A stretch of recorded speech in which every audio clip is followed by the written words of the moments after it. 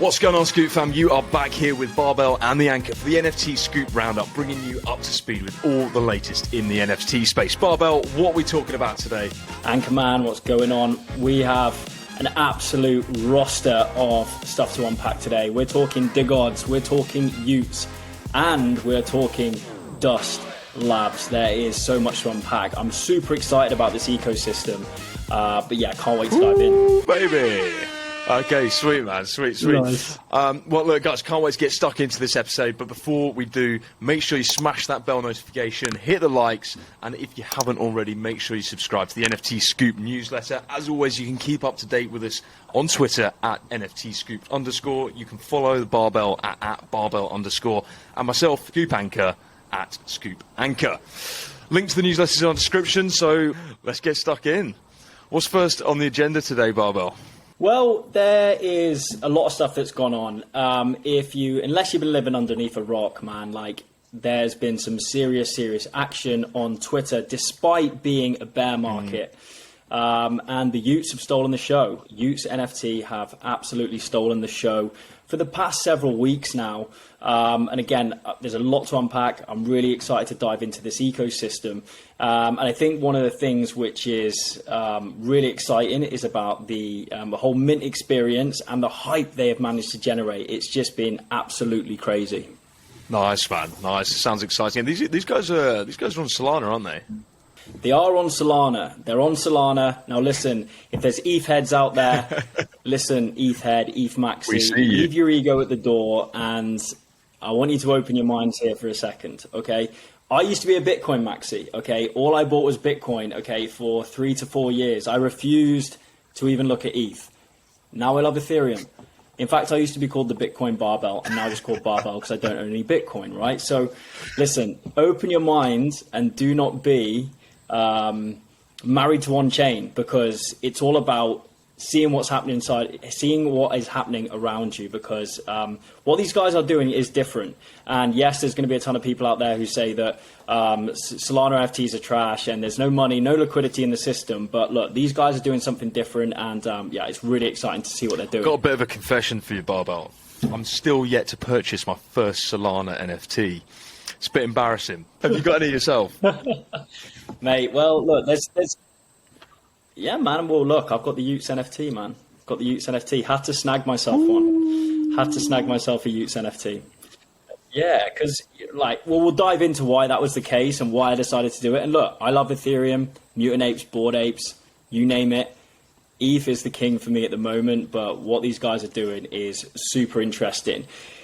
I think what's really important to understand is, and everyone out there will see this as well, there are certain mint experiences which burn so deeply in your brain that you never forget them. So typically because you've either been burned, you didn't make the whitelist, or you made a ton of money, or the mint was a complete shit show, right? So we're talking Pixelmon, we're talking Other Deeds, we're talking Invisible Friends. Okay, these are some of the most notable mints. Okay, some of them were amazing, some of them flopped. Pixelmon, the artwork came out that was just absolutely I remember terrible, that was brilliant. as you know. But y00ts is the next one for me. y00ts has captivated so many people in the space, and for the last 3 weeks you haven't been able to avoid them on Twitter. So y00ts, here they are. Look, nostalgic, great PFPs, they're packed with character. What is really interesting and what we need to start with here is the fact that y00ts and the team, Frank and the Degods team, really changed up the whole whitelist experience. Now, how they actually went about it was using a application process. So we've seen the Discord grinders, right, in the space where, you know, you're GM in the Discord channels, you're getting a tattoo for one of the NFTs just to get on the whitelist, right? Like, when's the ridiculous. NFT Scoop Absolutely tattoo ridiculous. coming? I'm glad that meta's being pushed out the window. Oh, mate, I've already got one. Come on. You're getting yours next, man. So what they did, they put in an application process. Now, think of it like a job application or a college application. You have to apply for the y00t list. You have to say why you are worthy of the y00t list, right? So this could be, for example, you know, NFT Scoop applied, by the way, full disclosure, and we did not get one. So guys, if you didn't get a ute list, do not be too disheartened, because it happens to even the best of us, right? Including the NFT Scoop family. So you have to essentially apply for this ute list and say, okay, this is what I currently do in the space. This is what I'm looking to achieve. What sort of help do I need? You would connect your Twitter profile, and then essentially the team would decide whether you were going to get on the ute list. And what was really clever and what they did about their marketing is that if you were accepted onto the ute list, the website then just pushed it out, and it would notify you, i.e. NFT Scoop has just been accepted onto the ute list. It would tweet that out. You would see it, as in NFT Scoop Twitter profile would see it because they've been tagged in it. And then it would cause people to like and share it, virality. And again, of course, some celebrities it attracted a lot of attention from some big ETH influencers, but also celebrities. Wayne Rooney was one of them. Okay, so Wayne Rooney applied for the ute list, and he got accepted. So what happens is the ute list gets accepted. This then gets shared on Twitter. Wayne Rooney has been accepted onto the ute list, and yeah, it causes a lot of virality, a lot of noise, a lot of visibility, and this is how they went about things. And I think what's really interesting is that, one, they created viral marketing. Two, they flipped the whole whitelist grinding meta on its head, which we really need to get away from. Yeah, that is good to see. I didn't realize Rooney was playing in the space. What's he been up to? So I've heard he's got some NFTs, dude. I've heard he's got his own collection. It's obviously not crossed our radar. Have a look, actually. Can you bring that up? Can you pull that up? Just search Wayne Rooney NFT. Okay, so Wayne Rooney cashes in on NFT craze, selling digital pics of himself for 40 quid each. Wish it was all that easy. It's all right for some, isn't it? Jeez. England Records found a way to... What do you raise? Yeah, 300 grand a week. That's his United salary, surely. Well, how much does he raise? Oh, these are them. Oh, shit. Get rid of that. We just need to work out how many he sold. Look at these, man. I didn't even realise this was a thing. Wayne, you're a great footballer, dude, but yeah, they suck. Shit. Yeah, of course. And that brings us on to another topic, and it's one for a different day. But celebrity NFTs, they're challenging. Some do really well if they're marketed in the right way. But celebrity NFTs, they often, I think, rely too heavily on their Web 2 experience, and they forget the culture and the brand which is needed in order to sustain a long-term collection, right? For sure. It's interesting. It obviously doesn't say how many actually were sold in this article. So I'm assuming probably not very many. Okay, so look, back onto the ute list process. We've gone through the application forms, right? So the ute lists have to, if you wanted to get on the ute list, you had to go through this application form. The other opportunity, and just for full disclosure, so you guys are aware, the ute list, there was 15,000 spots, now 15,000 utes, okay? Another way for you to be able to mint those was if you held a Degods NFT. Now, Degods is the parent NFT to the utes NFT, which also both sit under the brand Dust Labs as the overarching company. So, Anchor, sorry, if you just open up that screen again, sure. You can see some of the breakdown here of the whitelist allocations. So we've got a breakdown of the mint allocation there. So 10,000 went to Degods, that's 66%. We had 3,250 to ute list, 1,500 to the DAO pool, 150 to the treasury. 100 were actually raffled off. So if you couldn't get on the ute list, if you didn't have a Degods, you could enter with Dust tokens, and that is another part that we'll get onto. Dust token is the utility token of this whole ecosystem. You could enter, and there was 100 up for grabs there. There was also the waitlisted members. 70,000 people applied to be on the wait list, and there was 235 available. Now, what actually really, really pissed off the community is that there was initially 400 of them, right? And then last minute they dropped it down to 235 that were on the wait list. This isn't the white list, this is the wait list. Right. Okay, so this was essentially the backup white list. Well, they slashed that from 235 of 400 them to 235. were available. Slashed it, mate. Slashed it. So people were not happy. People had bought their dust. The dust is a token which obviously can accrue in value. So obviously they had participated in purchasing that dust, and then as the ute list got slashed from the wait list, the token would have tanked in price as well. So double whammy on that one. Painful. But look, if you were lucky enough to mint a ute list NFT, you weren't actually minting a ute. You actually minted something called a tube. So this is where the ecosystem gets even more complicated, right? But it's a tube, a TOOBS, and that is your ticket to utopia. Now, you have the opportunity to either keep your tube, or you can exchange it for a ute NFT. So there's left some ambiguity there for the community to sort of ponder on. So it's going to be interesting to see what utility that they come out of it. But essentially, these tubes and utes are going to be two separate NFT collections. Interesting. So yeah, I think there's going to be some plans there for how that actually gets delivered to the community. But yeah, super interesting. So what would potentially be the benefit of holding a tube instead of converting that to a ute? Do we know, or no clue right now? No clue right now, man. I don't know. I'm tempted to get my ute. I love the utes. Yeah. Hence why I bought them. I think. So what? Have you got a tube right now? I just think that they've got a load of nostalgia. I have a tube.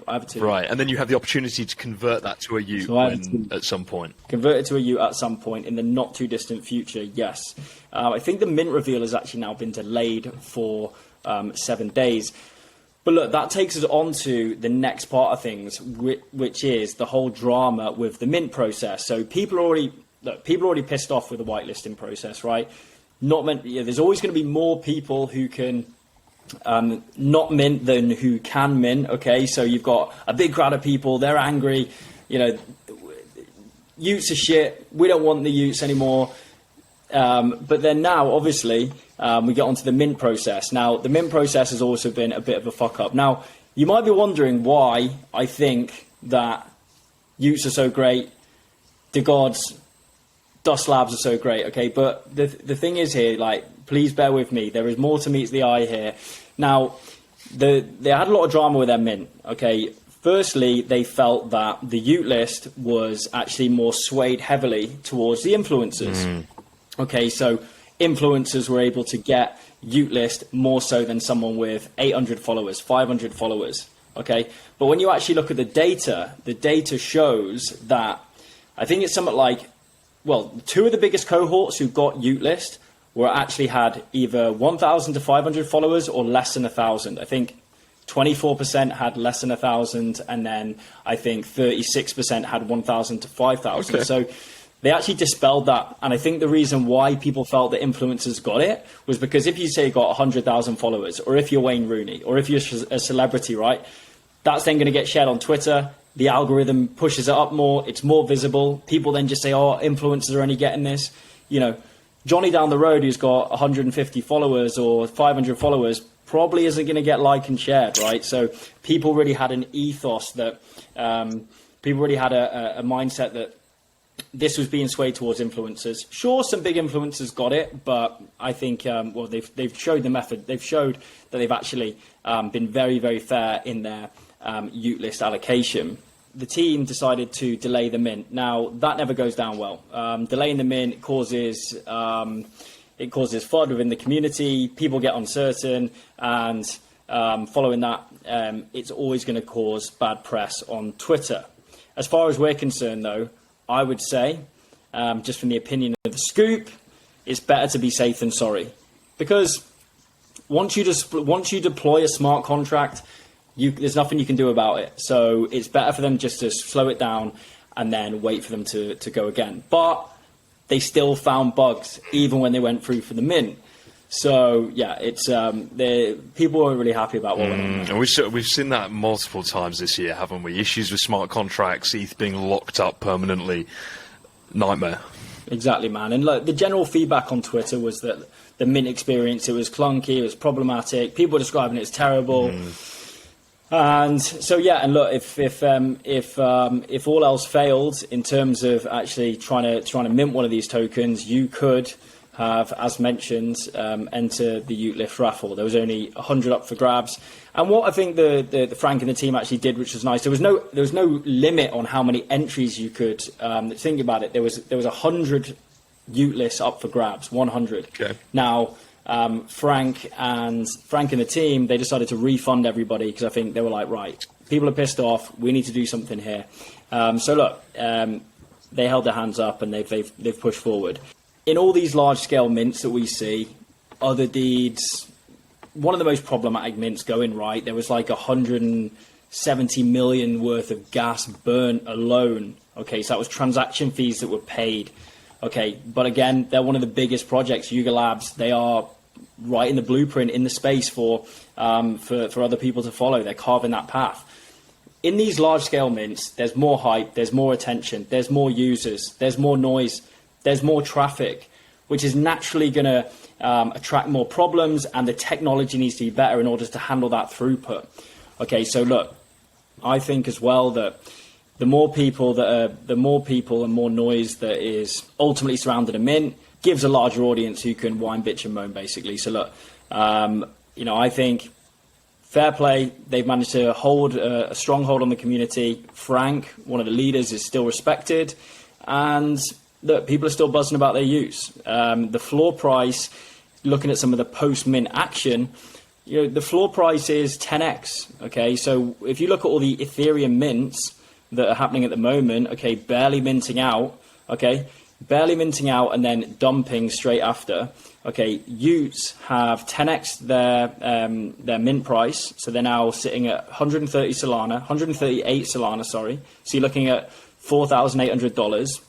It's only around $450 odd to mint. So what else has happened? The team has gone dark on Twitter. They've realized that they've had some problems. They've said, listen, no excuses now. We're going to come back stronger, which, okay, fair play. They hold their hands up. And look, the hype and price is certainly going to die down. I think we are going to see a pullback over the next few days. But look, that's okay. I'm long-term bullish on these, which we'll go into in terms of the future of these NFTs. The hype and the price of this project is certainly going to die down. It just is. Okay, naturally, we've had a crazy crescendo of people on Twitter. It's going to have a pullback. It's going to take a breath. It's going to ease up, right? It will die down, but I'm long-term bullish on this ecosystem, and that is Degods, Utes, and the Dust Labs ecosystem. And we'll go on to that. Why? The art is currently at pre-reveal. I think it may be delayed for another 7 days. We'll have to see what the update is with on Twitter. Interesting, mate. So do you reckon this is more of a medium to long-term hold then for anybody that might be looking at jumping in or may already have one? What are your thoughts from that perspective? Look, I certainly think this is a medium to long-term hold. There's not many NFTs I get excited about at the moment, okay? Because we've gone through so much stuff in the space. Free mint meta, pump and dumps. Okay, we had the massive bull run. Okay, at the moment things are really struggling. You cannot keep diluting the space with the same old PFPs. This is the first ecosystem and project which has got me excited. Okay, there's recently, not many times that I've gone, right, I'm actually going to take an absolute stab at this. I'm going to buy these NFTs on secondary markets. So look, I'm really excited about them, and I want to explain why. I think that Frank Degods, he's displayed some incredible leadership. He said that, and he's come out and he's very honest and open with the community. People love him. Yes, the haters are going to hate and all that stuff, but in general, he's very well respected. He's humorous, and he's come out very strong following this mint. Now, on to the next topic. Degods and Utes, remember, these are the Solana Play NFT PFPs, sit under the parent company Dust Labs. Okay, so that has recently raised $7 million in funding. And it's not just $7 from, friends and family round. It's not just $7 million from your uncle. This is from an impressive roster of investors. Okay, interesting, Barbara. So, right, who's been throwing cash at Degods this time, then? Man, this is an impressive roster, as I've mentioned. So we're talking FTX Ventures. Now, FTX is an exchange. Sam Bankman-Fried. everything he touched turns to gold. Typically, he's super well respected in the space. FTX Ventures is their specific VC fund. They throw money in there. You've got Magic Eden. Magic Eden are the OpenSea of Solana, on which the actual UTs are sold on. And then you've got Miston Labs. Miston Labs are actually founded by some of the ex-Meta, so Facebook employees, okay, but Meta employees who were involved in building out their metaverse. So that is Miston Labs. Miston Labs have recently raised 300 million. Now they're valued at 2 billion themselves. So these guys don't play around. Okay, yes, they might have a lot of cash, but look, my understanding is when VCs are looking to put forward money, okay, or when people are looking to receive money from VCs, having the right partners is almost as important as the money itself. So they've got a serious board of partners now. And this is just to name a few, right? So I was actually on a Twitter space the other night. Prominent Web3 investor Amy Wu, she is one of the leaders in FTX Ventures, and she was saying live on Twitter Spaces how much confidence she has in both Frank Degods and Kevin Degods, who is CEO of Dust Labs. And look, we all know that one thing is needed for growth and innovation in this space, and that is funding. We've got so many projects out there right now that have minted. They've promised utility. We're going to build a metaverse. We're going to build a game. We're going to airdrop you some merch. Okay, yeah, great. Most of them have failed. The good ones, they're on their way, but most of them have failed. We've seen it with Yuga. Good funding has allowed them to grow arms, legs. Okay, so with Dust Labs, which is housing the ecosystem of Degods and UTs, I think it's very bullish, man. They've obviously raised money from their UTs NFT drop. They've also raised specific funds for Dust Labs. And Dust Labs actually has some very specific claims itself and what it's looking to achieve. What do you reckon they're actually trying to achieve at the moment then? Yeah, so look, Dust Labs have set out and said that they are looking to deliver value back to their community and wider communities as well. So they're looking to create software which can be leveraged by Web3 projects that focus on delivering value directly back to the holders and the communities. Like if you just bring up, Dust Labs website, so you should see, I think it's very, very basic. So if anyone's watching right now, and those who can see the screen, it is very, very basic. But what's interesting is they've essentially got their almost manifesto on their website. So these are the guys that have raised 7 million. That's yeah. Okay. Is this literally it right now? That is literally the website. Wow.